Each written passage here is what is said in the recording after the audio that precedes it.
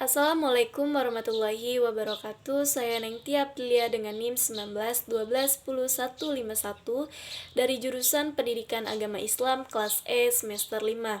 Saya di sini akan menjelaskan materi yang berjudul pengertian, ruang lingkup, dan beberapa istilah strategi pembelajaran. Nah, poin A yaitu pengertian strategi pembelajaran. Strategi berasal dari bahasa Yunani yaitu strategos, yang artinya suatu usaha untuk mencapai kemenangan pada suatu pertempuran. Nah, strategi mulainya digunakan pada lingkungan militer. Namun, istilah strategi digunakan dalam berbagai bidang yang memiliki esensi yang relatif sama. Nah, termasuk dalam konteks pembelajaran yang dikenal dalam istilah strategi pembelajaran. Nah, menurut Purwadarminta, pembelajaran merupakan terjemahan dari kata instruction yang dalam bahasa Yunani disebut instructus yang berarti menyampaikan pemikiran. Dengan demikian, arti instruksional adalah menyampaikan pikiran atau ide yang telah diolah bermakna melalui secara pembelajaran.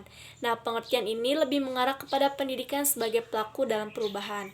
Nah, menurut Kemp, strategi pembelajaran merupakan suatu kegiatan pembelajaran yang wajib dilakukan oleh pendidik dan peserta didik agar tujuan dari pembelajaran dapat dicapai secara efektif dan efisien.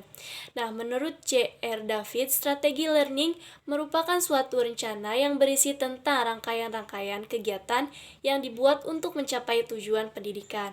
Nah, menurut Dix and Carey, strategi pembelajaran merupakan suatu kelompok materi dan tahapan pembelajaran yang digunakan bersama-sama untuk menghasilkan hasil belajar peserta didik.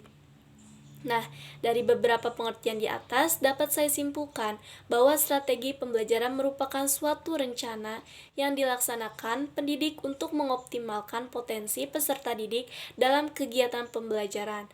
Nah, untuk mencapai hasil yang diharapkan. Yang kedua itu ada B, ruang lingkup strategi pembelajaran.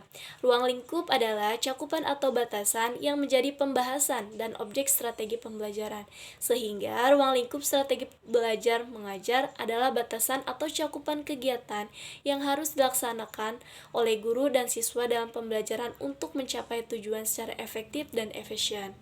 Nah, ruang lingkup strategi belajar mengajar tersebut meliputi yang pertama itu ada materi, media, pendekatan-pendekatan, alokasi waktu, metode, pola pembinaan terpadu, kompetensi dan peserta didik, dan evaluasi. Nah, poin C terdapat istilah strategi pembelajaran. Ada beberapa istilah dalam pembelajaran yang memiliki makna, meliputi yang pertama itu model pembelajaran. Secara umum, istilah model diartikan sebagai kerangka konseptual yang digunakan sebagai pedoman dalam melakukan suatu kegiatan. Yang kedua itu ada pendekatan pembelajaran. Nah, istilah pendekatan yang berasal dari bahasa Inggris, approach, yang memiliki beberapa arti diantaranya diartikan sebagai pendekatan. Nah, menurut Gladeni, Robertson, dan Helmut Lang, pendekatan pembelajaran dapat dimaknai menjadi dua pengertian, yaitu pendekatan pembelajaran sebagai tetap dan pendekatan pembelajaran sebagai bahan kajian yang terus berkembang. Nah, yang ketiga itu metode pembelajaran. Untuk melaksanakan suatu strategi digunakan rangkaian pengajaran tertentu. Dalam pengertian demikian, maka metode pengajaran menjadi salah satu unsur dalam strategi pembelajaran. Yang keempat itu teknik pembelajaran.